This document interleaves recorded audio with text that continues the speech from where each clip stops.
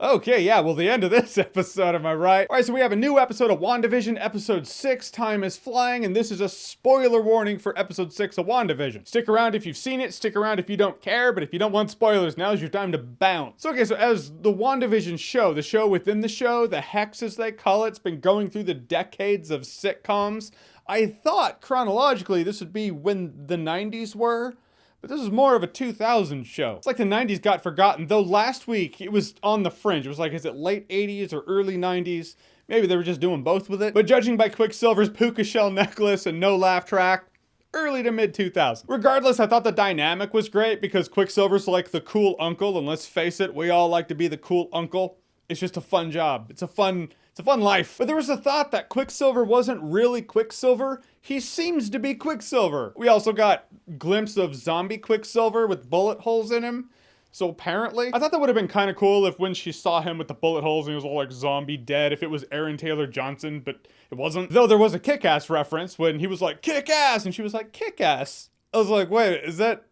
I mean, I might be seeing something that's not there. I don't know, in a world where if you're looking for references, you're gonna see references even if they weren't meant to be references. But she did say Kick-Ass, and the person who plays her brother, not in this reality, another reality, was Kick-Ass. Sounds less and less like a reference as I'm saying it.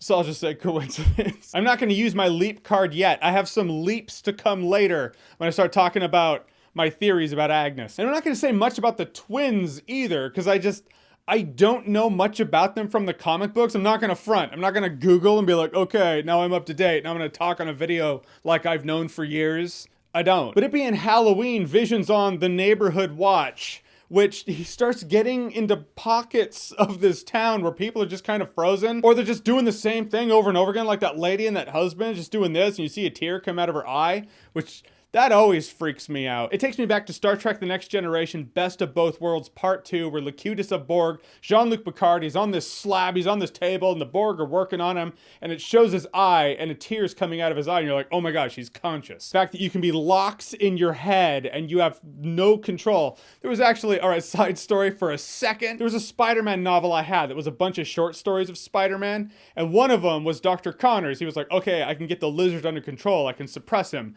but it didn't suppress the lizard, it made him turn into the lizard, and it didn't suppress his consciousness. So he was conscious in the lizard's body, watching him about to kill his own family. It freaked me out. And Vision just has enough of it, and he's like, I'm gonna go outside this barrier, and I'm just gonna see what's out there the whole time. I'm like, dude, a hole's gonna appear in your head, you're gonna be like, you're just gonna die, don't do that. But he does, he starts getting out of the barrier, and he can't. It's like pulling him back in piece by piece. Point is, and this is where this episode actually, it shows that Wanda does have a lot of control of this reality.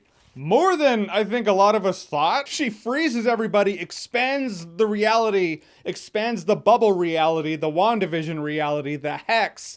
So it swallows up Vision and saves his life, essentially. Recaptures him, but also saves his life.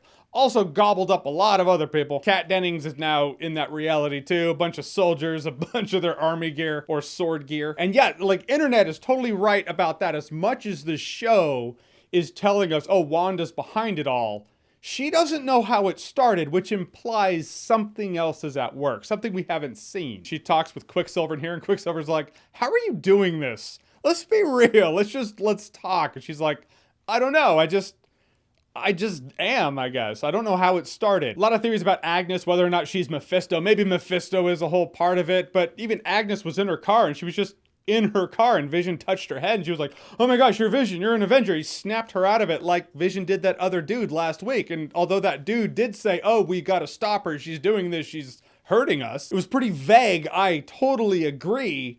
But it looks like Wanda. Don't know who the other she would be, though there is something peculiar about Agnes. If I'm ever right in my theories, I count myself lucky. I'm not even counting on that.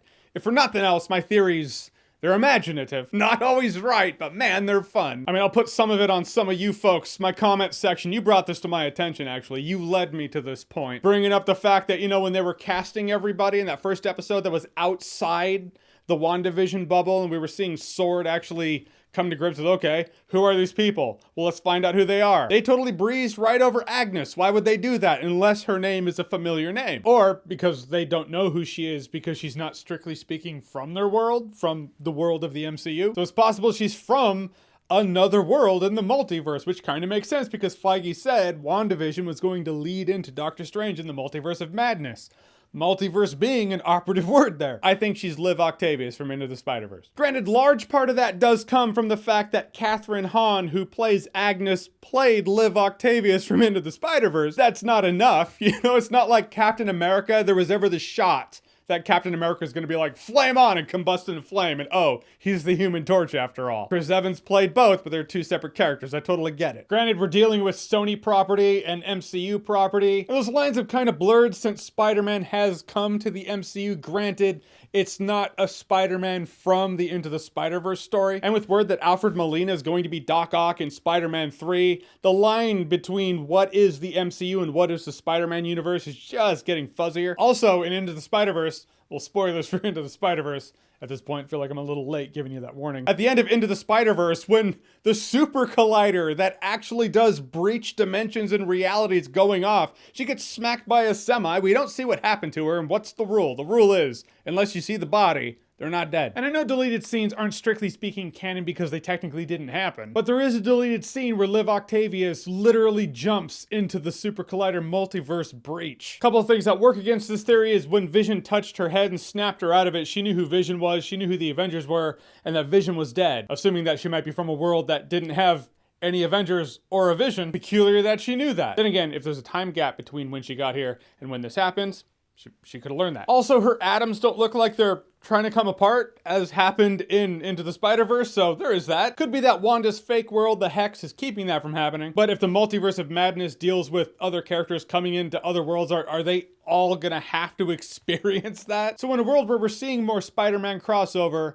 and Liv Octavius was in Into the Spider-Verse, which dealt with the multiverse, that's where my brain's going. Mostly, yeah, because Kathryn Hahn. But also, to be fair, Liv Octavius, Doc Ock was pretty awesome. And come on, if Alfred Molina's Doc Ock is going to be in Spider-Man 3, you know you want to see those two team up. They'll be like the Lutece twins of cyborg octopus people. Or she's Joe Blow Nobody. Or she's Mephisto. So yeah, this week in WandaVision, solid episode, left off on a holy shit kind of moment. And I think a lot of people outside that bubble reality are gonna start freaking out because they're gonna be like, wait, she can expand the world?